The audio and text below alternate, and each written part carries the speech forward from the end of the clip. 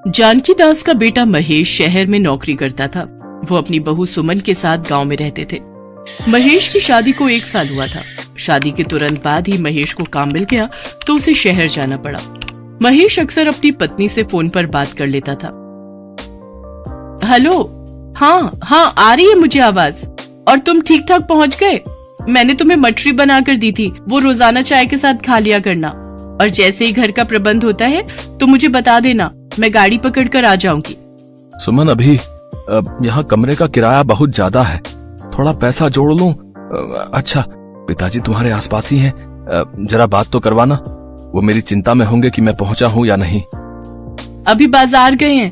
अच्छा, अब दोबारा छुट्टी कब होगी मुझे पहले ही बता देना, ताकि मैं तुम्हारे लिए कुछ खाने पीने की बढ़िया चीजों का इंतजाम कर सकूं। इस बार तो सिर्फ तुम 2 दिन के लिए आए थे, अब की बार 1 हफ्ते की छुट्टी लेकर आना। सुमन फोन रख देती है। बहू, मैं तो घर पर ही था। तुमने महेश को झूठ क्यों बोला? और तुम ये तैयार होकर कहाँ जा रही हो? अपने काम से काम रखो, बाजार जा रही हूँ सब्जी लेने। शाम की रोटी का इंतजाम करना है या नहीं? फिर रात को बोलोगे कि कुछ खाने को नहीं बनाया। आ जाऊंगी थोड़ी देर में। रोजाना इसका यही काम है, जब देखो घर से बाहर रहती है, पता नहीं कहाँ जाती है।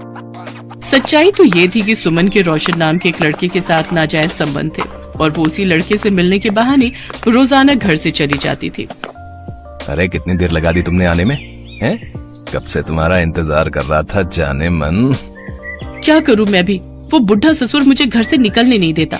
ऊपर से महेश भी बार बार फोन करता रहता है। उसने भी मेरी जिंदगी खराब की हुई है। पता नहीं कहां से इन गरीब भिखारियों के घर शादी हो गई है। जब देखो हर चीज को तरसती रहती हूँ। पता नहीं इन लोगों से कब पीछा छूटेगा। मुझे लगता था इन लोगों के पास कुछ होगा, इसीलिए मैंने मामी को इनसे शादी के लिए हाँ कह दी थी। पर ये लोग तो बिल्कुल भिखारी हैं, इनके पास कुछ भी नहीं है। अरे तो कोई